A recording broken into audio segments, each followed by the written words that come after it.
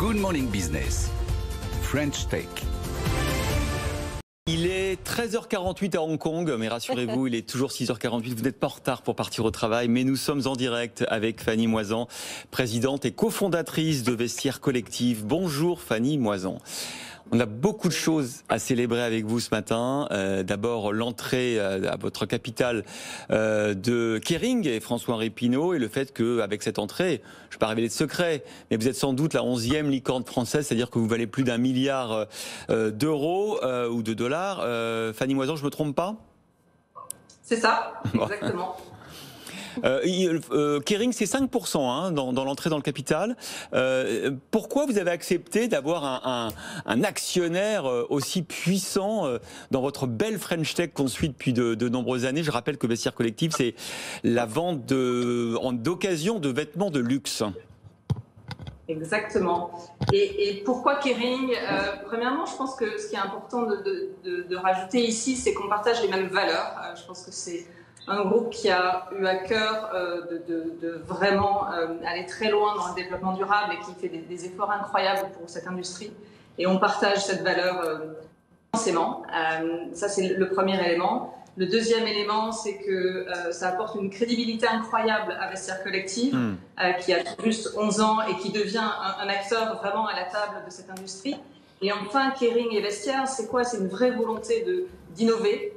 Et on a lancé il y a quelques semaines un premier partenariat ensemble avec la marque Alexander McQueen, où en fait on vient proposer aux clients de la marque Alexander McQueen de vider leur placard et de vendre finalement les pièces McQueen qu'elles n'utilisaient pas récemment, et du coup de leur donner une vie, une seconde vie. Et on est ensemble pour prêcher pour la durabilité de ces pièces-là, qui sont des pièces hautement qualitatives et qui ont une vraie longueur de vie dans le temps. Et en allongeant leur durée de vie, finalement, qu'est-ce qu'on fait? On fait baisser leur impact sur la planète. Alors, donc on est liés pour lutter contre cet impact-là. Qu'est-ce que vous allez faire de cet argent? À quoi ça va vous servir, cette levée de fonds? Alors, l'ambition de cette levée et à quoi on va se servir à employer cet argent, c'est premièrement, comme je vous le disais, c'est continuer avec Kering, mais pas que avec Kering, avec l'industrie tout entière, à la transformer. Parce qu'on croit vraiment que cette industrie, qui est aujourd'hui la seconde industrie la plus polluante au monde, a vraiment un chemin qui est tout tracé pour être plus vertueuse. Donc, on a proposé ce service qui s'appelle Brand Approved, et récemment, on a ouvert avec Alexander McQueen, mais on va le proposer à beaucoup plus de marques demain, donc pour les faire rentrer dans une économie circulaire. Et on veut arrêter cette économie linéaire et se battre contre notamment la fast fashion, où finalement on va utiliser des pièces quelques fois et les jeter. On pense que la durabilité, c'est la clé de notre industrie. Donc ça, c'est le premier axe où on va changer et transformer foncièrement et fondamentalement cette industrie. Et le deuxième, pour nous, c'est l'innovation technologique chez Vestiaire Collective. Donc on va mettre beaucoup d'énergie et de passion vers cette innovation-là. Ça veut dire quoi? Ça veut dire investir dans l'intelligence artificielle, mais aussi aller recruter des talents. Et par exemple, on a dans le plan 150 tech, donc des développeurs et des ingénieurs qui seront notamment essentiellement recrutés en France. Et c'est beaucoup d'argent, 178 millions d'euros. Vous allez pouvoir faire beaucoup de choses. J'imagine aussi votre développement international. Vous êtes en direct de Hong Kong aujourd'hui. J'imagine c'est parce que vous prospectez déjà de nouveaux marchés, où vous allez développer votre présence en Asie, en Amérique du Nord. Vous en êtes où dans votre développement justement? Effectivement, on est clairement leader en Europe. On a également une très très forte position aux US qui accélère fortement. Et plus récemment, arrivé en Asie, personnellement, il y a 4 ans, où on développe les différents marchés. Aujourd'hui, Hong Kong, Singapour, l'Australie. Mais demain, le Japon, la Corée, avec tout un tas de belles aventures qui nous attendent. Et un chiffre clé qui prouve cette très très belle croissance aux US et en Asie, c'est les vendeurs asiatiques et américains sur cette dernière année ont vendu à plus de 150% par rapport à l'année d'avant les pièces qu'elles mettaient en vente sur Vestiaire Collective. Donc c'est une très très forte accélération et on ne compte pas s'arrêter là.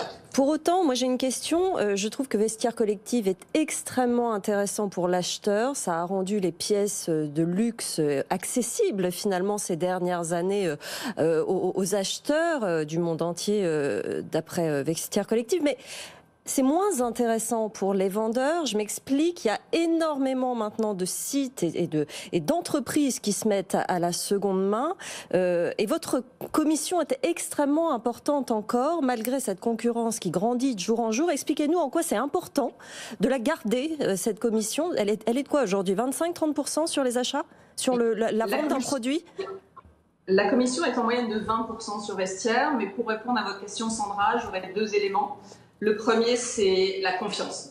Vestiaire est bâti sur un levier de trust, comme on dit en anglais, de confiance très fort, où on a un processus de sélection en amont des et de vérification, sur la plateforme, mais aussi en aval par du contrôle qualité, de l'authentification de tous les produits qui sont vendus via la plateforme.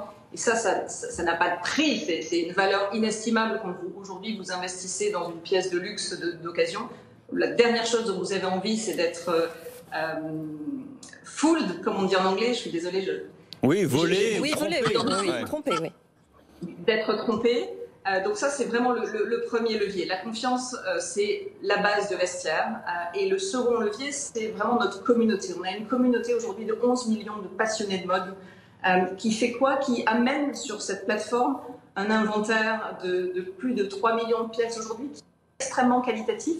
Et ce n'est pas un inventaire de tout ce dont les gens n'ont pas voulu, mais c'est au contraire des pièces qui sont exceptionnelles, qui sont peut-être juste sold out en boutique et déjà sur Vestiaire, et qui ont une qualité et en termes intrinsèque, mais aussi un style incroyable et qui est... Voilà, ces 2 éléments, la communauté avec l'inventaire qui va avec et la confiance, ce sont les vrais éléments différenciateurs de Vestiaire Collective. Fanny Moisan, vous êtes déjà, votre modèle économique est déjà rentable, vous êtes profitable malgré votre croissance exponentielle et vos investissements? Alors, on va l'être. Bon. Affaire à suivre. Bon. On communique là-dessus, mais ce sera au prochain épisode. Dernière question quand même, parce que vous vous liez quand même à Kering. Vous avez commencé par ce partenariat avec Alexander McQueen. Vous n'avez pas peur que ça vous prive des partenariats avec Dior, Chanel, Hermès? Pas du tout. La relation avec Kering, elle n'est pas exclusive, ni de leur côté, ni du nôtre. Et au contraire, comme je vous le disais tout à l'heure, on est en train de lancer tout un tas de services pour l'industrie. Et pourtant tout un tas d'autres marques qui travaillent déjà avec nous et avec qui on va lancer des beaux partenariats également. Donc je pense que l'industrie a vite compris que c'était pas du tout antagoniste, que Kering avait compris qu'il y avait une vraie valeur de partenariat, mais qui n'était pas encore une fois exclusive, ni pour eux ni pour nous.